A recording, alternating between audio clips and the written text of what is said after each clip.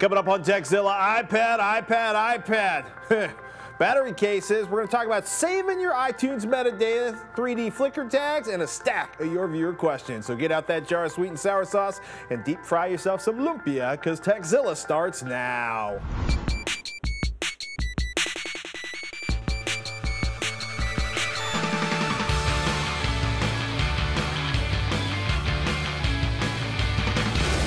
This episode of Tekzilla is made possible by GoToAssist Express, Gamefly, and Netflix.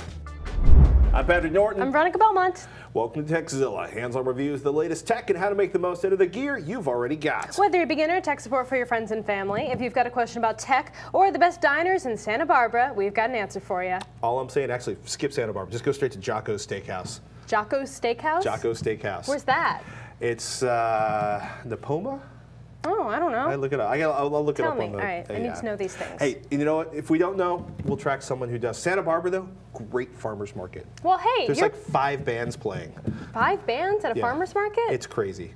Well, I was going to say that I'm happy to see that you're back and you weren't lost in the Mojave Desert. No, we kept to the coast. It's really easy. When you get to the ocean, you either make a right or a left to go home. The trick is making the proper turn. I figured we'd give you a few more days and eventually you'd show up. But Tom was ready to go. He was here this morning with his little laptop and he was like, yeah, guys, yeah, it's my turn. We're like, no, sorry, Tom, Pat's back. And we know how everyone feels about Pat. We got a lot of worried emails about you. Oh, did you guys do the whole April 1st joke? Because there was this whole... No, and like a lot of you didn't get it. So way to send those angry emails and Twitters at me and Tekzilla. Of course you were not losing Patrick. What are you guys, crazy? And we wouldn't just like nonchalantly be like, yeah, Pat's gone, Tom's in. And they totally replaced me with someone like much younger. Not to take anything away from Tom, who's a beautiful man and an outstanding human being. That's terrible. It is true. They replaced me with someone younger and cuter. Anyway, let's talk about iPad, huh? I picked up an iPad this weekend. A buddy of mine challenged me as sort of payback for something I challenged him to do, because he had this little tiny notebook device he was all excited about. I'm like, dude, I got $100, says you can't do your work on that thing for a week. If you can actually get through a week using that as your primary work computer, I'll give you $100. He lasted like 24 hours. On the iPad? No, this is a device that is long gone in the sands of time. All right. You had me confused there for a second. Well, I was being tortured about whether or not I could actually use the iPad to replace my work machine. We'll talk about that later. But iPads were flowing freely, at least in Santa Barbara this weekend. Yeah, did you see my cute little kitty iPad stand? I didn't see that. You didn't see that? I didn't see that. It was on Twit. It was all over the internet. I was offline. Me, the 2-year-old, the family, there were whales, there were farmers markets, we were hiking through fields, there was paragliding, you know. Well, that sounds all very wholesome and wonderful. I was pretty offline. But the rest of us were nerding out at Wondercon and iPad City. Speaking of which, I hear you managed to meet Jake Gyllenhaal and Nicolas Cage this weekend. Well, I was about 2 feet away from Jake, unfortunately. Was your heart going pitter-patter? He's a good-looking guy in person. I gotta say, you know how they always say like, oh, like famous people are always not as hot, or they're like way shorter in real life. Sometimes no, he was tall, shorter. handsome, beautiful blue eyes. I was there with Heather Frank. She's working with us over at Core, and we were just like, bong, bong, bong, like, you know, was he like clean shaven, or Roger was he Rabbit eyeballs coming out? No, he had a little bit of scruff going on, but he was looking good. And I did get to meet Nicolas Cage, and he was very nice. Really? He was there doing press for The Sorcerer's Apprentice. Jake was doing it for Prince of Persia. I'm really curious. I'm really curious to see The Sorcerer's Apprentice, because I think I'm the only person in the state of California that saw, I want to say, Astro Boy. Astro Boy. Yeah. What's that? The cartoon? Roger saw it. Roger saw it too. He wanted us to let you know that he also saw Astro Boy. So Roger and I are the 2 people who saw it in California. But it was really funny because like it's Nicolas Cage's voice, and it was a very strange I was wondering how you were going to tie that in. Yeah, so both Roger and I attended WonderCon this past weekend, the fantasy sci-fi comic book fan convention that takes place every year up here in San Francisco's Moscone Center. Actually, we should bring Roger out here to explain what went down this weekend. Oh. Hey, it's Roger. Hey. Fancy seeing you here. Yes, it's magic. So television magic. What'd you find at WonderCon? All right, so one of the big reasons why I went this year was because they were showing the new season of Doctor Who with the new Doctor, Matt Smith. Now, for those of you not in the know, there was a recent changeover where Dave Tennant, the guy who played the Doctor for the past, I think, several seasons, was stepping down and they're putting a new guy in his place. And a lot of people were very curious and some would say anxious about how this new doctor would perform. I have come here to report that he did an A1+ job, and anyone who had any doubts, do not worry, it's going to be an awesome season. Now he's the cute kind of hipster looking one with the bow tie, right? Yes, it is. It is. Yes, with supposedly he's bringing. There was actually an article in the Times online, the Times of England, and they were mentioning that he was going to bring back tweed as a fashion. Oh, absolutely. Tweed jacket. He's very young too, right? The youngest doctor? Yes, he is. Late 20s, I believe. Not bad. So I also came across my grade school crush back when I was a child. Ow! Helen Slater, back as Supergirl. Oh, I was saying that about the chicken and biscuits. But she also did Ruthless People, and she played, not herself, but she played Superman's mother, or Clark's mother, in Smallville. Oh, very interesting. So kind of a retro thing. It was actually kind of weird, because normally I call that that little bit of Wondercon where there's a lot of people that used to be in like Star Trek or Star Wars as extras, or the guy who played Chewbacca, like in the suit. But typically where you go to see the Richard has-been Hatch hall, hanging out. where, you know, derisively. But I love Richard Hatch. I'm not saying he's a has-been. Don't put those words into my mouth. I'm just saying he's always at the conferences. He is. He's a great self-promoter. All right, now there's also lots of people in costume, including several of my friends that dressed up as a variety of DC and Marvel characters, which is great. And a couple of my friends are also in the masquerade contest. Another reason why you go to Comic-Con is to see people kind of not only dress up, but in the masquerade contest, they also do skits. So they kind of do these overly elaborate skits. Some of them are really great and some of them aren't so great, but they're genuinely pretty funny. In either way, they're a lot of fun. Yes. Yeah. I also ran into my friends, Carrie and Stephanie, who over at Conjoined Comics, they write this comic book, To the Power Against.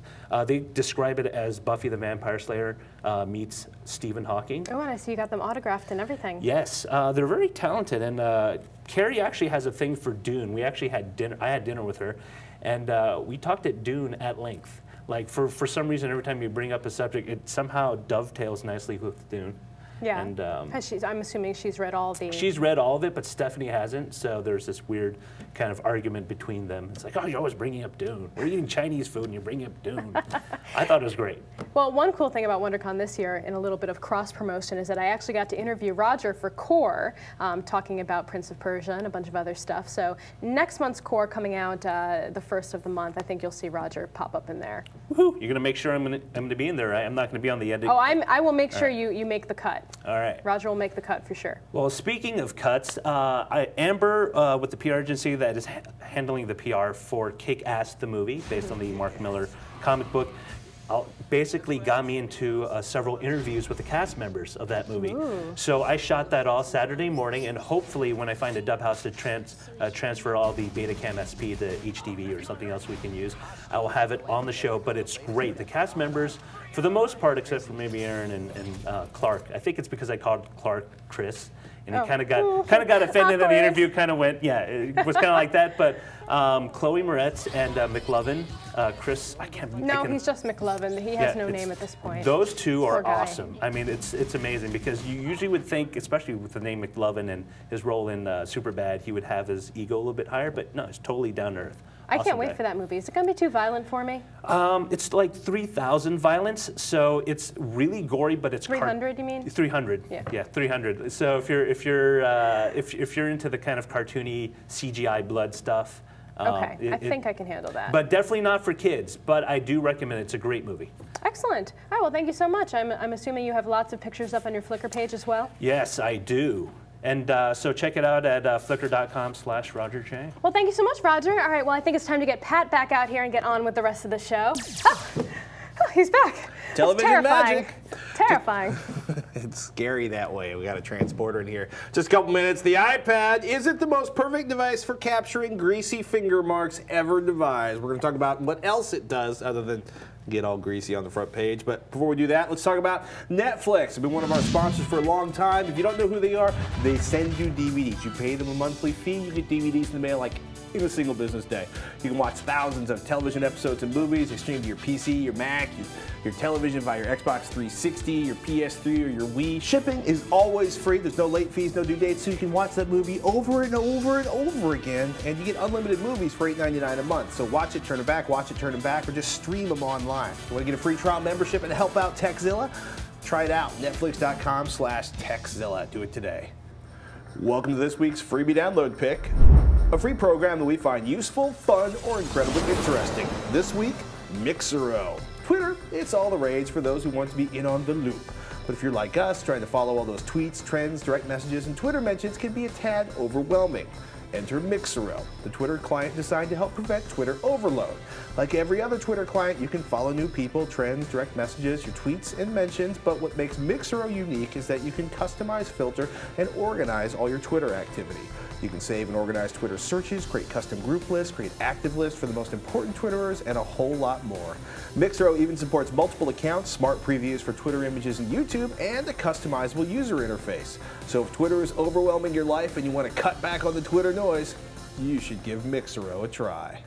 I spent a whopping 72 hours with the iPad I picked up on Saturday morning. Everything from playing with airplane games and flight sims with my son, all cuddled up. It's fun poking at stuff on the screen and it squeaks.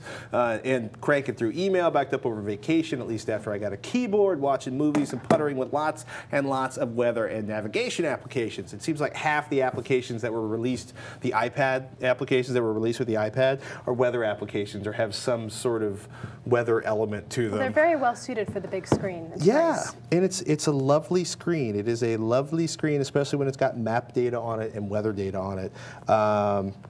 It's actually pretty crazy. I want to say that was my Radar Pro, and if I slide over here to Scenic Map West, this is a huge amount of map data. This is the one application I found that really stressed the 1 gigahertz processor inside of this thing. Because all of the map data is stored locally. This isn't downloading it off the web, but it's basically doing some real-time rendering of this beautiful shaded topo map with political overlays on it. And it's pretty cool. I just need to figure out a way to actually get GPS running because there's no onboard GPS on this. There will be on the 3G version. For anybody who's like, you could use Wi-Fi to locate yourself, not really when you're out of your house. Yeah, that or in a coffee shop. Would not be a best use case scenario. So you've actually had some hands-on time with this. Yeah, we got one. Ryan actually got one for review this weekend, and he's been kind of hogging it the whole time. And that's one of my biggest complaints is I really wish that they had multiple user accounts on this device. I understand that it's kind of a personal gadget. You know, it's something you carry with you all the time, that you want to view your own movies and TV shows and music and your applications and email. But at the same time, it's a very expensive luxury style device, and a lot of households are only going to be able to afford one, if any. So it makes sense to me to have multiple user accounts so you can switch back and forth between the profiles. Unless you only have one email account for your entire family and one iTunes account and one set of music. And these days, that's getting less and less likely, for sure. But I've had some fun with it. I found typing to be a little bit difficult. It's hard to find like a comfortable position, especially if you're on the couch. I ended up using my cat as an iPad stand. That worked rather well until he got bored and wanted to leave. So, you know, I understand why you wanted to get the Bluetooth keyboard because, you know, typing for an extended amount of time is not easy. It's miserable. And actually, I'm sitting here like, okay, let's pick up the notes. Let's do a new note. So let's see if the keyboard pops up this time. It's been very temperamental today.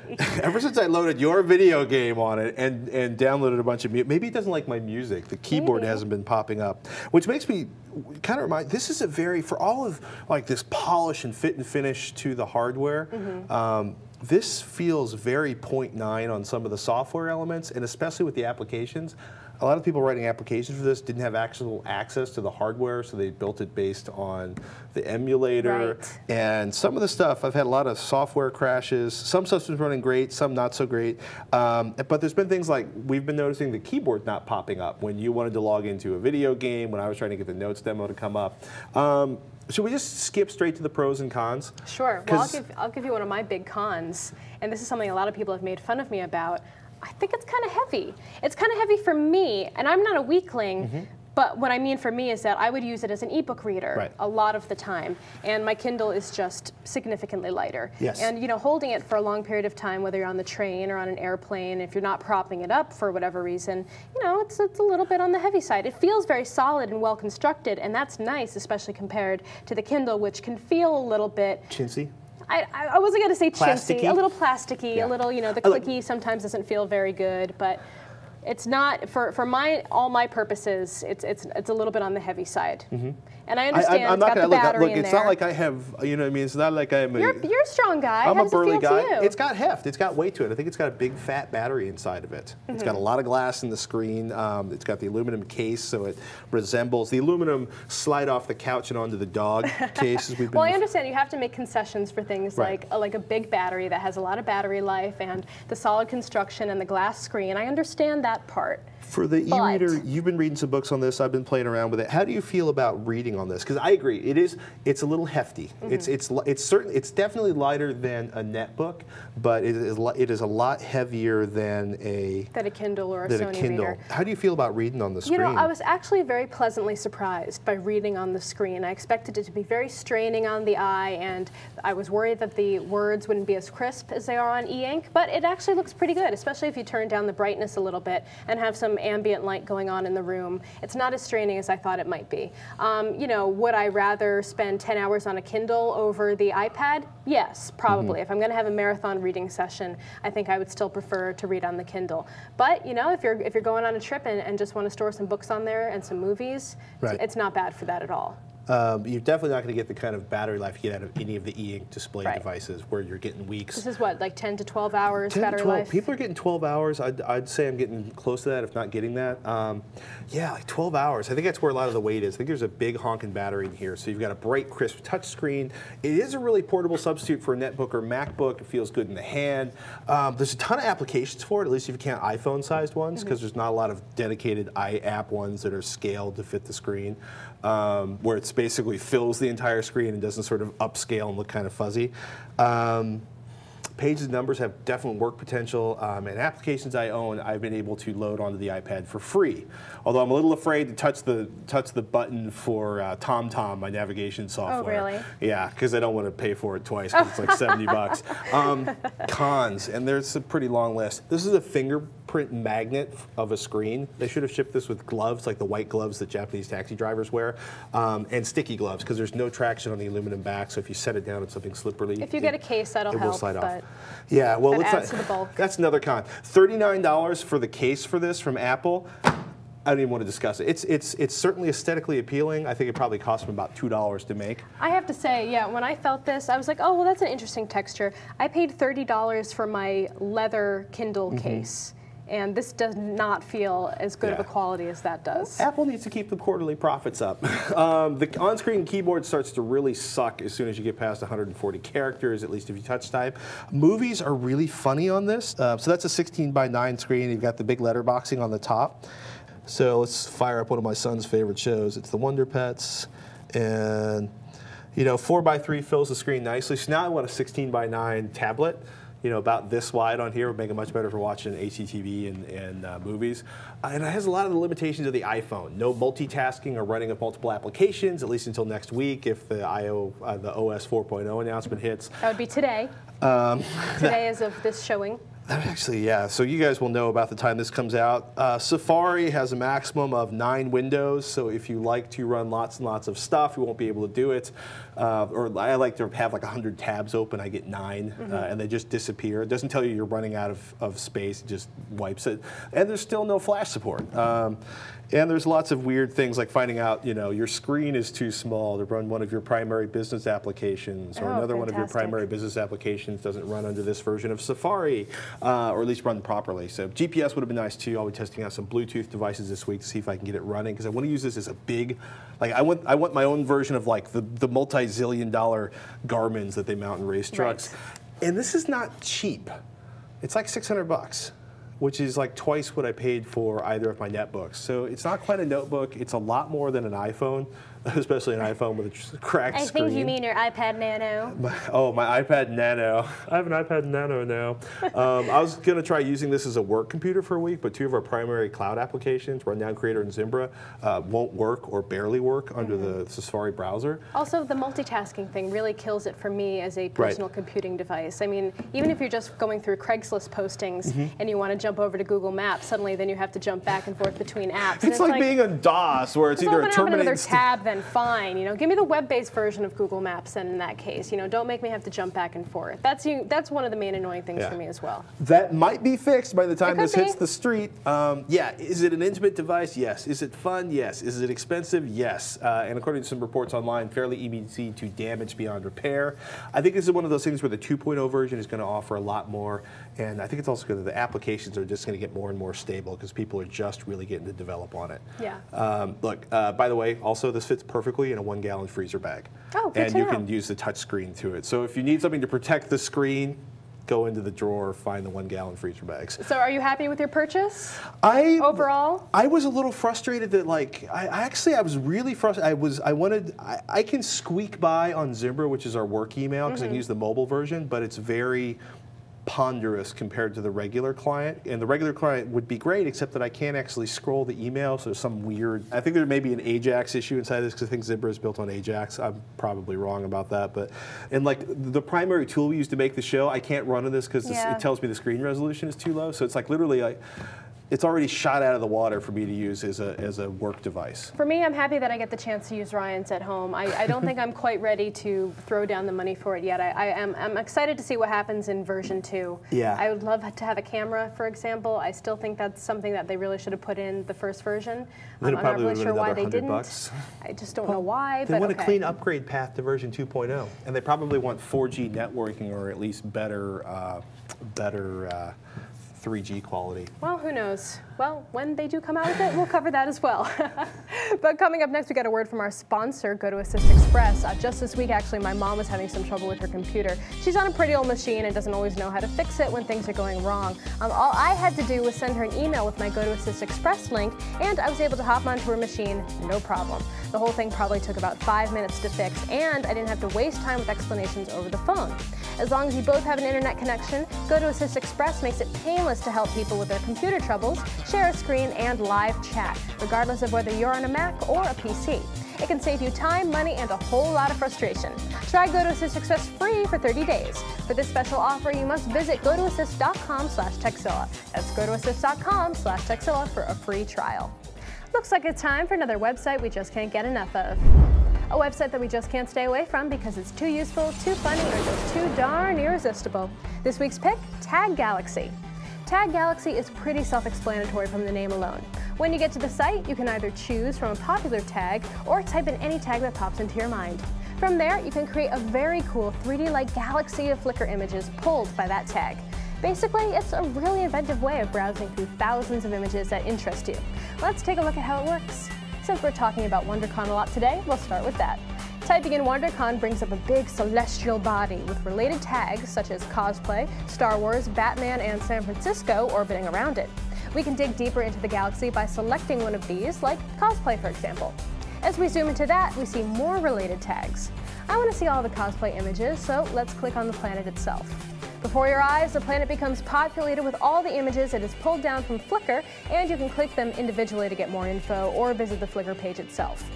Tag Galaxy is a really cool and simple way to explore Flickr, and it's also a lot of fun. Check it out at taggalaxy.de, and thanks to Johan for the suggestion. One last thing on the iPad. Like, there's a whole crew of us, the Nerds List, have been talking about these. A bunch of the guys bought them. Wait, you have a Nerds List? A Nerds List. And I'm not on the Nerds List? It's a long story. I feel so like left out. It's not my list. Boys Club. I am a peon on the list. All right. Plus, they talk a lot about baseball sometimes. Oh. Yeah, believe me, I'm with you. Nothing against baseball, but one of the things that people have been saying is everybody was like, I don't know if I'll be able to use it for work, and I got to say, it's really fallen much more on the toy side than the productivity tool side. Big, fancy, expensive toy side. Although, you know, it's got a word processor. We'll see how it goes. It's got a spreadsheet. I think a lot of things will change once the software gets, catches up with the hardware. I think you're right on that. It'll be fun to watch. So we have questions. Sam has battery pain or maybe search engine pain. Anyhow, he writes, a while back, Patrick, that'd be me, did a 2-second segment on AA battery storage cases. I was wondering again where I got those because I couldn't seem to find them. Searching revision 3. Thanks so much. I love the show. Thank you, Sam. These are Batuka battery cases, 275 for a half section. They sort of snap together, or I should say slide together. That holds 4 AA, 4 CR123s, which are like surefire flashlight batteries, or 6 AAA batteries. I got tired of losing CR123 batteries deep in the bowels of the bag of doom, which is a little overstuffed even for me after a week of traveling. Woo! And my wife now has a bandolier of AA batteries for her digital camera. You can find them at tadgear.com. There's a link in the show notes. Frank's got a need for hard drive speedy writes. I'm not a gamer, but a power user using every last bit of my computer's resources. This really is kind of scary in here. I'm pretty sure I'm going to make the jump from XP to Windows 7 soon, and I'm going to need a new main hard drive to go along with it. The main drive will store Windows as well as other applications. I keep my data on separate mirrored drives. I'm writing to you to ask a question that has been keeping me from my upgrade. For my main drive, would I get a faster read and write performance using a pair of 10K Raptors running in RAID 0 or a single mid-price solid state drive? Thanks so much for your help, Frank. AnandTech did an awesome benchmarking session and write-up on pairing 10K drives in a RAID 0 a few months ago. The short answer is RAID 0 looks awesome on benchmarks, but you get a minimal real-world performance boost over a single drive. Worse yet, RAID 0 is kind of notorious for failing, so I think I'd have to say go with an SSD. I'm absolutely 100% with you on that one. I'd wait as long as you can, by the way. I'm kind of there's a bunch of pretty good deals right now for drives. AnandTech.com has been doing really good reviews on them. SSD drive prices are going to be dropping fast between now and Christmas. They will be really affordable, or at least the prices will probably stay very similar, like the price points, but you'll get a lot more space by the end of the year. But yeah, if you buy right now, you'll probably end up with your apps. You're already there, dude. Your apps, your OS and your apps on the SSD drive, all your data on your second drive, or you could recycle your old primary drive for people who aren't like you and have everything like backed up and mirrored. I like that. Backing up, mirroring to back up on the local machine, that's good. Oh, speaking of which, mirroring and backing up data. Speaking of which, Eugene wrote in with one of our favorite topics, Patrick and Veronica. About 20 minutes ago, I realized there are a couple of folders, a total about 300 gigabytes of data, missing on my external NAS, which I use as a storage for my iMac, ironically using a RAID 5 array. Thankfully, they aren't mission critical, and I have a backup for most of it that's recent that I can restore from. While the data loss wasn't too important and could be replaced, it's still an annoyance to lose it and go through the effort of restoring it. In some cases, you may not be fortunate enough and lose important content that could be only obtained once in a lifetime. The picture of the dog! Oh, that was a good dog. Could you re-stress the importance of keeping an updated backup? If you're watching and don't have a backup made within the past few days, pause and make one, even if it requires you to buy an external hard drive, enclosure, what have you. Cheers, Eugene. Yeah, dude. Preaching to the choir, but... Mosey, Carbonite Online, don't even have to leave your house. But look, there you go, Eugene. Somebody out there, one of you, is going to have a drive die this week. So make sure you back up before it happens. Every time we do one of this, we get an email from somebody like, you cursed me, or I backed up and the next day my hard drive died. So if you're not backing up, back up. If you use an external drive, you know, use a NAS, use Mosey or Carbonite. We should probably do a whole like full on like this is a serious program for backing up and storing your data for safety. No? I don't think we've ever lately? like really like gone through it step by step. Okay. We'll think about that. You let us know what you think about that. You only have yourself to blame if you lose data.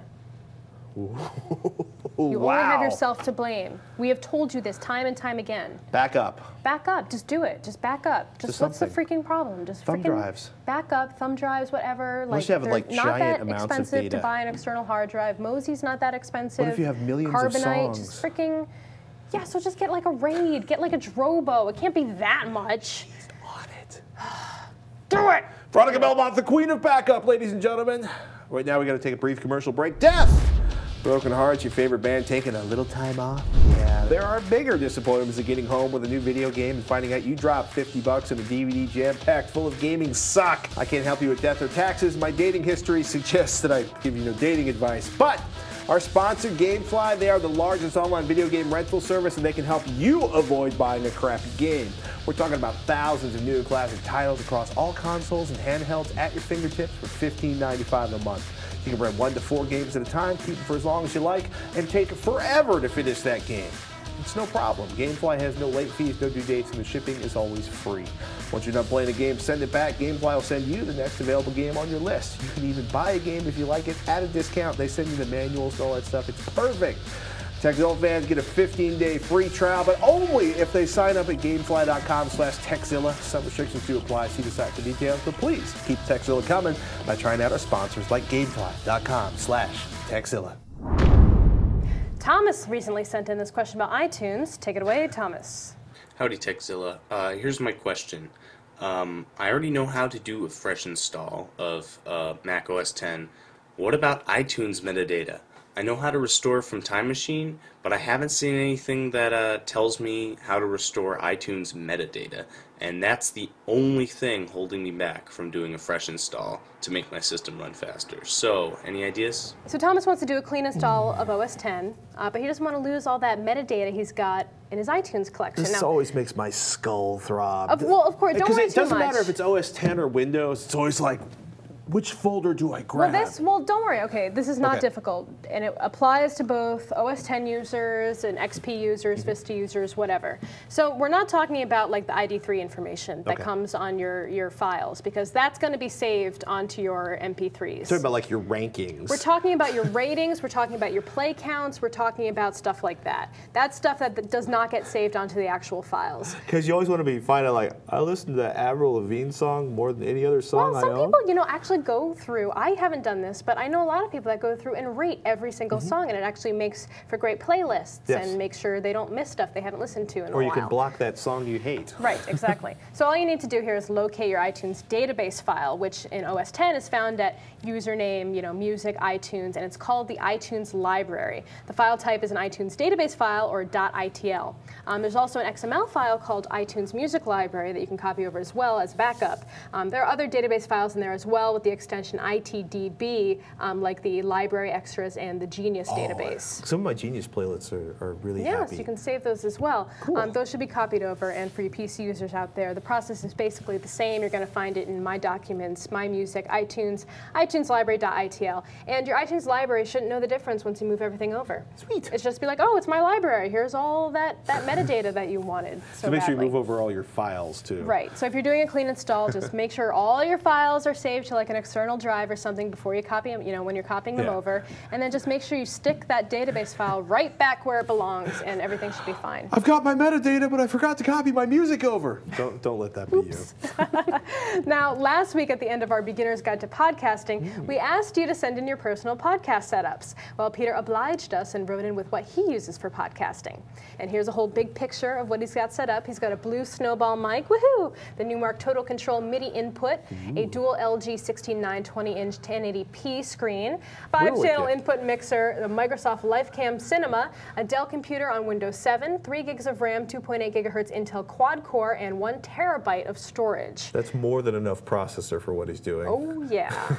For software, he's got Virtual DJ for live mixing, Gold Wave for recording and editing, Skype, obviously, Firefox, which he says is fast and resource light browsing, iTunes, good searching for audio locating, rather. Peter wasn't the only one who wrote in. Patrick Beja of the Phileas Club and Movielicious podcasting fame, and another viewer by the name of Gary sent their suggestions for would-be podcasters.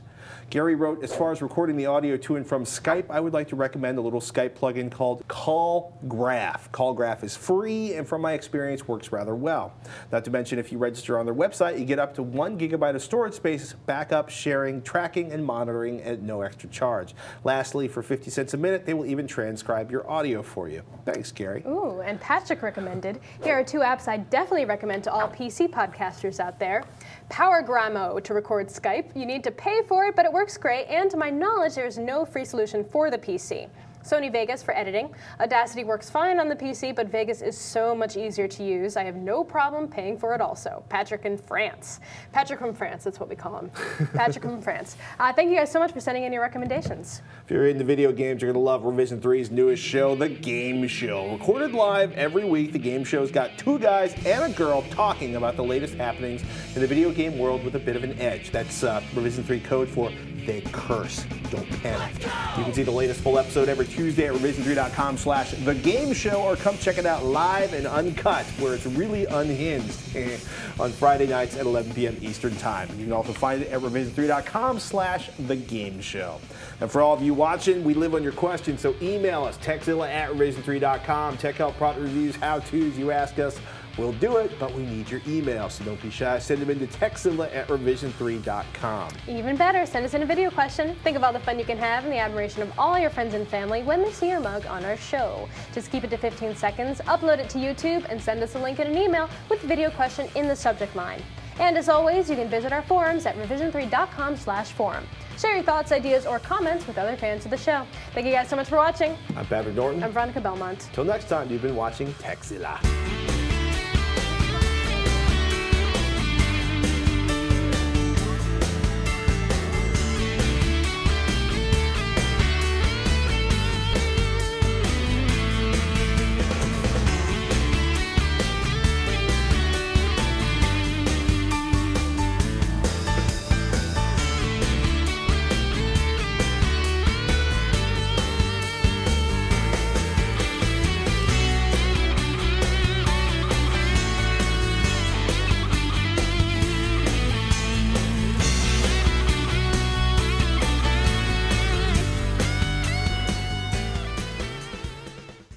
Are you rolling? Are you rolling? Hold the button down, then talk. Everyone was so adamant about muting me. Right, so you go, I'm gonna type on something. I'm gonna, did I lock down this thing and not even realize it? There we go, new note, okay, here we go. So I start typing. Oh, this is really funny. How weird. Bug-tacular. Well, doesn't this feel 0.9? And it's not getting connection right now. That's I weird. think it's reroll. I don't think it's the iPad. Oh.